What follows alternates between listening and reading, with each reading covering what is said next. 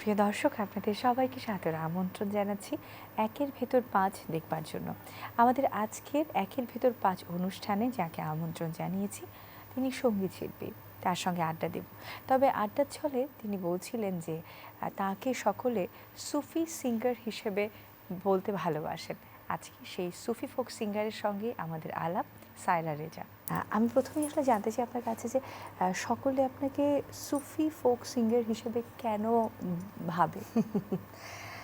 আসলে যেটা হয়, আমরা তো ছোটোবেলার থেকে গান শিখি। তো গান করতে করতে করতে করতে একটা সময় মনে হলো যে আমার গলাটা তো একটু হাস্কি। আর বিভিন্ন জায়গায় যখন শো করতে যেতাম, তো সবাই বলতো যে তুমি তো সব ধরনের গান গাও, কিন্তু তোমার গলাটা, তোমার ভয়েসটা মনে হয় যে ফোকের জন্য, সুফি গানের জন্য। আমারও মনে হচ্ছিল যে আমার মনে হয় ফোক গানটা সাথে আমি ভালোভাবে রিলেট করতে পারবো নিজেকে। আর গলাটা যেহেতু হাস্কি, এই গানটা বোধহয়, এই গানগুলো আমার সাথে যাবে। সেই জন্য সুফি গান বা ফোক গানগুলো আমি এখন খুব নিজের মতো করে ভালোবেসে গাইতে পারি। মানে গানের সাথে আপনার কত বছর হলো? গানের সাথে আমার 31 বছর। ছোটবেলা থেকেই তো, যেহেতু রেডিওতে আমরা গান করতাম, তারপর বিটিভিতে এনলিস্টেড হতাম, তারপরে আমি শুনেছি আপনার ছোটবেলায় উপস্থাপনা করবার একটা ভালো এক্সপেরিয়েন্স আছে, সেটা কি মনে আছে কেমন ছিল? হ্যাঁ, 89-এর কথা। তখনই আমি ছোট মানে শিশু কিশোরদের একটা অনুষ্ঠান হতো অঙ্কুর, সেটার আমি উপস্থাপনা করতাম। তারপর এটা করার পরে আমরা নতুন অনুষ্ঠান উপস্থাপনা শুরু করলাম।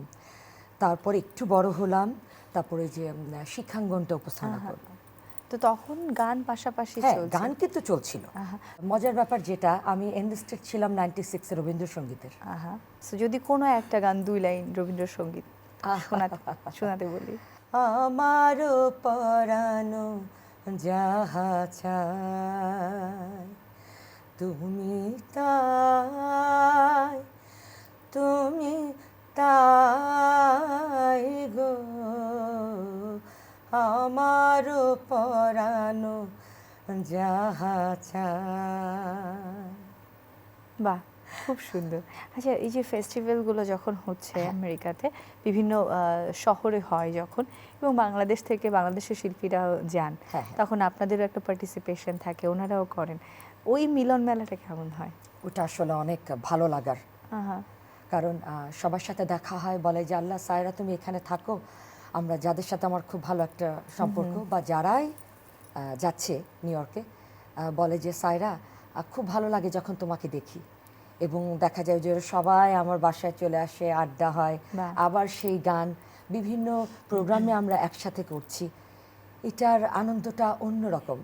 এবং সবাই এসে বলে যে তুমি যে এই যে ফোক গানগুলো, সুফি গানগুলো বিভিন্ন জায়গায় প্রেজেন্ট করছো, ওনারা নিজেরাই অবাক হয়ে যায়। খুব, এতে অনেক ভালো লাগা, অনেক ভালো লাগে, এটা বলে বোঝানো যাবে না। ফিল করেন যে বিদেশে থেকেও আপনি এত কিছু সুন্দর করে অ্যারেঞ্জ করছেন, ম্যানেজ করছেন সেগুলো। এই যে গানের চর্চা এবং ওখান থেকে এখানে গান করা, নতুন গানের কথা একটু বলেন না যেগুলো বেরোচ্ছে। আমি লাস্ট যেবার আসলাম তখন আমি দুটো গান করে গিয়েছিলাম। তো এই তো নতুন বছরে দুটো গান, দুটো সুফি গান, একটা গান ডুয়েট করেছি আমি আর শফি ভাই, শফি মণ্ডল। আচ্ছা আচ্ছা। আর আরেকটা একটু সুফি রক প্যাটার্নের, ওটা আমি সলো করেছি। এখন পর্যন্ত আপনার সবথেকে বেশি ভিউ হওয়া গান কোনটায় ইউটিউবে? আসলে আমার কিন্তু বেশ কয়েকটা গান অনেক ভিউজ। রাইট। যেমন আমার না না না তা হবে না গানটা এখনো কিন্তু অনেক জনপ্রিয়তা পাচ্ছে। যখন ওই গানটা রিলিজ হয়েছিল তখন কিন্তু সোশ্যাল মিডিয়ার এত ছিল না। হ্যাঁ, তারপর ইউটিউব চ্যানেল ছিল না। এখন দেখি যে গানটা এত বেশি যাচ্ছে, ভিউজ এত বেশি হচ্ছে, এবং এই গানটা নিয়ে শুধু দেশে না, কিন্তু দেশের বাইরে ছেলে মেয়েরা বিভিন্ন অনুষ্ঠানে এটার সাথে ডান্স করছে। তারপর ধারধায় না আরও বেশি বাড়ছে ভিউজ। তারপরে আমার সিনেমার প্রথম সিনেমার গান ওরে সোনা গানটা, যেটা নুমান রবিন, কোন ছবির জন্য ছিল? Common gender the movie. আচ্ছা, নুমান রবিনের গানটা সুর করেছে আরিফিন রুমি, কম্পোজিশন করেছে এবং লিখেছে অনুরূপ পাইজ। এই গানটাও কিন্তু এত জায়গায় ছেলেমেয়েরা এই গানের সাথে ডান্স করে। তারপরে মজার ব্যাপার যেটা হলো, আমার আসাম যাবো গানটা, এটা আসামের একটা ফোক সং। এটা ওপার বাংলায় করেছে ইমন, আর এপার বাংলায় করেছি আমি। গানটার ভিউজ অনেক, 3.6 মিলিয়ন। আপনার এই যে গান গাওয়া, এর পেছনে অনুপ্রেরণা কার বেশি? আসলে গান শেখাটা যার জন্যে, তিনি আমার বাবা। তিনি অনেক গান ভালোবাসতেন। আর তারপরে বিয়ের পরে আমার হাজব্যান্ড আমার পুরো ফ্যামিলি সাপোর্ট। পরিবারের আর সদস্যরা, আপনার পরের জেনারেশন বাচ্চাদের কথা জানতে চাই। বাচ্চারা আসলে গানকে তো অনেক পছন্দ করে। আপনার রেওয়াজের সময় নিয়ে একটু বলেন না। হ্যাঁ, আমার রেওয়াজের সময়টা হচ্ছে আমি প্রতিদিন হুম। প্রতিদিন বাসায় একটু এটা সেটা কাজ টাজ করে, কারণ দেখা যায় কি ওখানে আবার কিন্তু খুব বেশি শোটো থাকে। দেশের বাইরে আবার অনেক শো হয়, তো শোয়ের জন্য তো এমনিও একটু বসতে হয়, কিন্তু আমার নিজস্ব বসা, আমি আমার স্টুডিও করে নিয়েছি, আমার জগৎ। ওখানে আমি প্রতিদিন 3 থেকে 4 ঘন্টা কাটাই। বাহ, নিজের মানে এটাতে যেমন নিজের চর্চা হচ্ছে, হ্যাঁ, একই সাথে সাথে নিজের একটা ভালো লাগা, তারপরে প্রোগ্রামের গানগুলো প্র্যাকটিস হচ্ছে, বিভিন্ন শোয়ের গানগুলো প্র্যাকটিস হচ্ছে নিজের মতো করে। রাইট। আচ্ছা, আজকে যে গান দুটো রয়েছে আমাদের এই অনুষ্ঠানের জন্য, আমাদের দর্শকদের জন্য, সেই গান দুটো সম্পর্কে বলেন। একটা গান আছে সুফি সং ধান্দা। গানটা আমি বলবো যে চমৎকার একটা গান, গানের কথাগুলো, কারণ এই গানটাও কিন্তু আমি অনেক সাড়া পেয়েছি। হ্যাঁ, গানটা বাউল রশিদ উদ্দিনের গান। গানটা কম্পোজিশন করেছে জেকে মজলিস।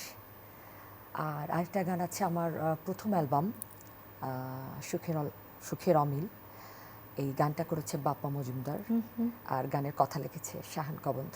আহা, মিষ্টি একটা শাহান প্রেমের কবন্ধ গান। গানের মানে ওর লেখাও দুর্দান্ত। হ্যাঁ হ্যাঁ হ্যাঁ, যে কোনো শিল্পী, গানের হোক, অভিনয়, নাচ, যাই হোক না কেন, যে কোনো মাধ্যমে প্রত্যেকেরই স্বীকৃতি বিষয়টা ভীষণ গুরুত্বপূর্ণ, যেটা আসলে মানুষকে অনেক সাংঘাতিক। বেশি ইন্সপায়ার করে। এরকম স্বীকৃতি প্রসঙ্গে যদি আসিস, সায়রা রেজার গানের স্বীকৃতি কিরকম, কোথায়? আসলে জানো, এক একটা জায়গায় এক এক রকম ভালো লাগার কিছু ঘটনা আছে। হ্যাঁ, যেমন আমরা কিন্তু আমাদের জন্য কিন্তু এটা অনেক বড় বিষয় এবং গর্ব করার মতো। আমাদের জাতিসংঘে কিন্তু বাংলাদেশিরা খুব একটা যে সলো কিছু গানের প্রোগ্রাম করেছে তা কিন্তু নয়, বাট এই দিক থেকে আমরা বাংলাদেশি 3 জন ওখানে গান করতে পেরেছি জাতিসংঘে। আচ্ছা, হ্যাঁ, এবং মাল্টিকালচারাল অডিয়েন্স, এটা সাংঘাতিক একটা ব্যাপার। কিন্তু আমাদের বন্যাদি করেছে, লালন ব্যান্ডে সুমি করেছে, আর আমি করেছি। বাহ। আর বিভিন্ন ভাষায় ওখানে গান করেছি। মানে আর সবচেয়ে বড় কথা হলো যে আমাদের দেশি গানকে ওখানে, তারপরে যে সুফি সং, হ্যাঁ হ্যাঁ, বাউল সংকে ওখানে প্রেজেন্ট করাটা, এটা কিন্তু সাংঘাতিক একটা ব্যাপার। নিশ্চয়ই নিশ্চয়ই। এবং এটা মনে রাখার মতো, এবং এটা গর্ব করার মতো। জাতিসংঘের সেই বিশাল মঞ্চে যিনি গান গেয়েছেন, দর্শক আজকে চ্যানেলের স্টুডিওতেও কিন্তু তিনি গান গাইবেন। এই মুহূর্তে তার একটি গান আমরা দেখব, দেখে আবার ফিরবো আড্ডার জন্য। এই অনুষ্ঠান বাংলাদেশ এবং বাংলাদেশের বাইরের সমস্ত বাংলাদেশি বন্ধুরা দেখছেন, তো তাদের উদ্দেশ্যে যদি আপনার কোনো কিছু চাওয়া বা বলবার থাকে। অনেক কিছু আছে বলার। প্রথমত তোমাকে অনেক অনেক ধন্যবাদ, আর আমি চ্যানেল আইকে অনেক অনেক ধন্যবাদ জানাচ্ছি, কারণ এত সুন্দর একটা অনুষ্ঠানে কথা বলছি। আর দর্শকদের অবশ্যই বলতে চাই যে সায়রা রেজা আজকে বসে কথা বলছি, আর এই যে এত এত গানের গল্প, আড্ডা, এগুলো সবই কিন্তু দর্শকদের জন্য।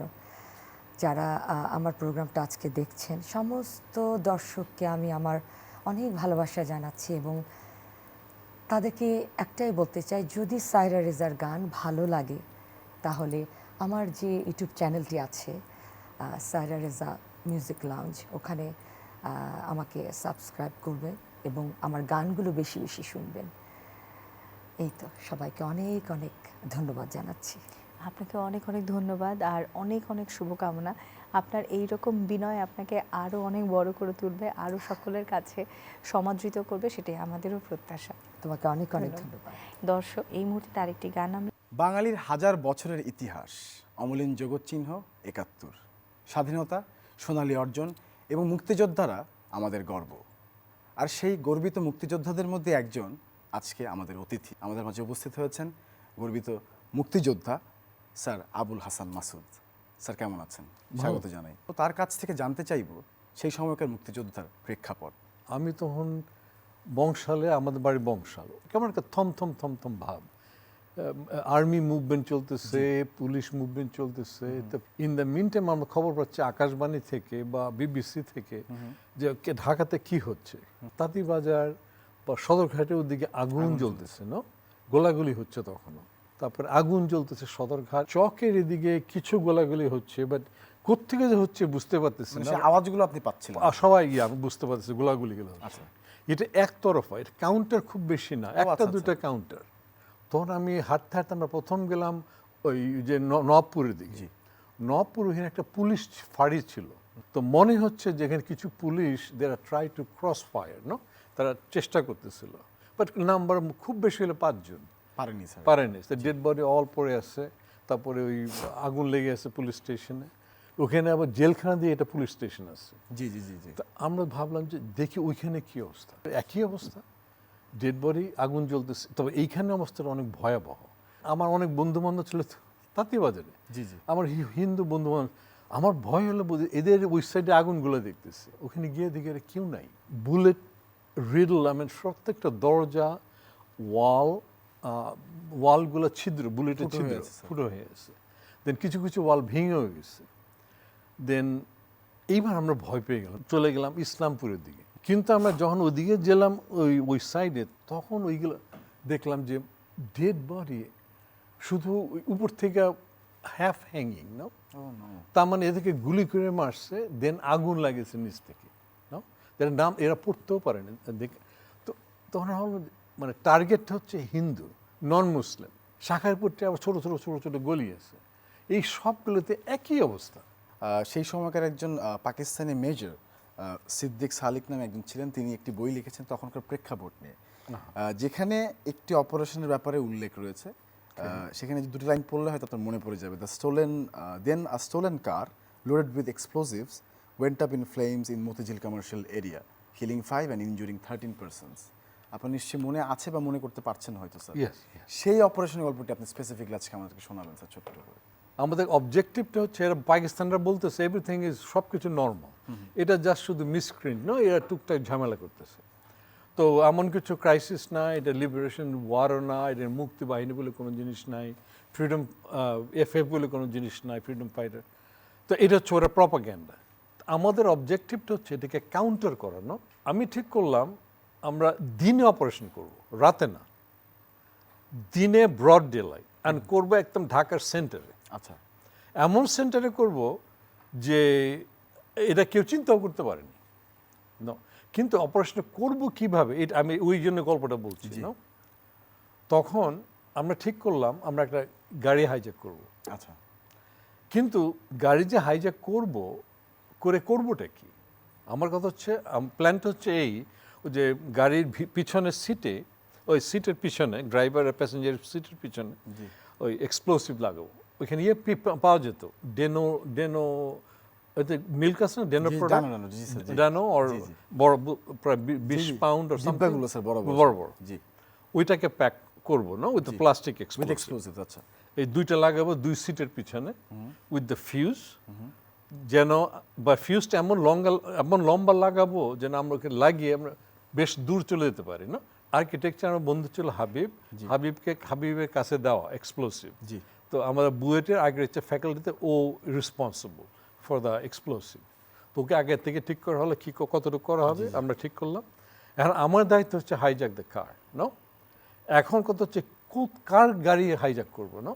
হঠাৎ করে একবারে এখানে দেখে একটা গাড়ি পার্ক করা আছে, ভোক্সল। তো আমরা যে রিক্সা দিয়ে সাইড দিয়ে গিয়ে যেতে বললাম, এটা লেখা আছে কৃষি মন্ত্রণালয়। তো আমি গেলাম, আমরা দুজনে ঢুকলাম, ঢুকে দেখি যে ভদ্রলোক সে তার বাড়িতে, যার বাড়িতে গেলাম ভদ্রলোক নাই বাড়িতে। আচ্ছা। তো ড্রাইভার বসে আছে। তখন আমি বললাম যে দেখেন ভাই, আমার গাড়িটা আপনার লাগবে, আমি গাড়িটা নিয়ে যাবো। তো বললাম আপনার গাড়ি কেন নিয়ে যাবো? আমি যে ভাই আপনি বলতে পারবো না কেন নিয়ে যাবো, গাড়িটা নিয়ে যাবো, তো আমি আপনাদের কোনো ক্ষতি করতে চাই না। গাড়িটা নিয়ে বের হয়ে গেলাম। গাড়িটা নিয়ে আমরা আসলাম ওই বুয়েটে, ওখান থেকে প্লাস্টিক এক্সপ্লোসিভগুলো ঢুকালাম, ঢুকে আমরা মতিঝিল চলে গেলাম। ওই গভর্নর হাউসের পাশে একটা ছোট একটা পথে লোকজন খুব কম। আচ্ছা। তো ওইখানে আমরা গাড়িটা নিয়ে গেলাম, নিয়ে পার্ক করলাম। আমরা চেয়েছি যে যত কম লোক থাকা যায় তা তাড়াতাড়ি গিয়ে, যে কজন ছিলাম যে ভাই তোমরা চলে যাও, যতদূর পারা যায় লোক চলে যায়, তারপরে আমরা ওই ফিউজটা অন করে দিয়ে আমাদের ফক্সওয়াগন ছিল পাশে, আমরা উঠে গেলাম, উঠে গিয়ে আমরা চলে আসলাম। ইন দ্য মিন টাইম ওইখান থেকে চলে যাওয়ার পরে আমরা মতিঝিলের চক্কর সার্ক এখনও নিশ্চয়ই আছে, ওই পর্যন্ত পৌঁছার পরে একটু বিরাট বড় এক্সপ্লোশন। আচ্ছা, ওইটা ছিল 20 পাউন্ড ইচ, 40 পাউন্ড, নো, বাবা, 40 পাউন্ড এক্সপ্লোসিভ অনেক। অনেক বড়, জি, জি। একটা রিক্সা নাকি 9 তলার উপর উঠে গিয়েছে স্যার বিস্ফোরণের কারণে বিস্ফোরণের কারণে। 1 ঘন্টার মাঝে BBC, voice of America broadcast সব জায়গায় হয়ে গেল, জি। তো ঢাকা দিনে দুপুরে ঢাকা শহরে এক্সপ্লোশন। ইতিমধ্যে দেশ স্বাধীন হলো, দেশে ফিরলাম, কিন্তু আমার ইচ্ছা আছে লোকটাকে জানার জন্য, কোথায় লোকটা, নো। তো আমরা ঘুরে ঘুরে ওই বাড়িতে গেলাম, পরে জানতে পারলাম যে ভদ্রলোকের ওইটা যে গাড়িটা যার আন্ডারে ছিল, এই ড্রাইভারটা হচ্ছে হিন্দু। এই যে ড্রাইভার কথা হলো, হি ওয়াজ এ হিন্দু, সে কিন্তু বলেনি আমায়, এখানে জানতেও চাইনি। তাকে পরে ধরে নিয়ে যে পাক আর্মি, টর্চার করা হয় তাকে, হি ডাইড, নো, তাকে মারা হয়, ফিরে আসেনি। মানে একেবারে, এবং দর্শকদেরকে বলতে চাই যে আসলে আমাদের এই দেশটি, এই স্বাধীন দেশটি আসলে মানে স্বপ্নে পাওয়া নয়, এটি অর্জন করা হয়েছে। এবং এই অর্জনটি আসলে এই বীর মুক্তিযোদ্ধাদের, এই তাদের রক্ত এবং তাদের ঘাম, তাদের অনেক কিছু, তাদের অনেক কি বলবো স্যাক্রিফাইসের মধ্য দিয়ে আসলে এই দেশটি অর্জন করা হয়েছে। এবং মুক্তিযুদ্ধের এই সোনালী ইতিহাসটি আসলে এমন একটি ইতিহাস যার কোনো পুনরাবৃত্তি হবে না। সেই সব মুক্তিযোদ্ধাদের স্মৃতির প্রতি আমাদের গভীর শ্রদ্ধা, এবং আজকের এই আয়োজনটি তাদেরকে উৎসর্গ করছে। এবং একজন মুক্তিযোদ্ধা আমাদের সঙ্গে ছিলেন, সম্মানিত মুক্তিযোদ্ধা আবুল হাসান মাসুদ। এবং স্যার আপনাকে অনেক ধন্যবাদ, অনেক কৃতজ্ঞতা আজকের আমাদের আয়োজনে এসে কিছুটা হলেও ইতিহাস আমাদের সঙ্গে ভাগ করে নেওয়ার জন্য। অনেক বড় ইতিহাস। প্রিয় দর্শক, আপনারা অনেক ভালো থাকবেন এবং দেখা হবে আগামী কোনো অনুষ্ঠানে। চলুন আমরা দেশকে এগিয়ে নিয়ে যাই এবং দেশের সকল উন্নয়নের কাজে আমরা অংশগ্রহণ করি আমাদের পক্ষ থেকে। সবাইকে অনেক ধন্যবাদ, শুভেচ্ছা।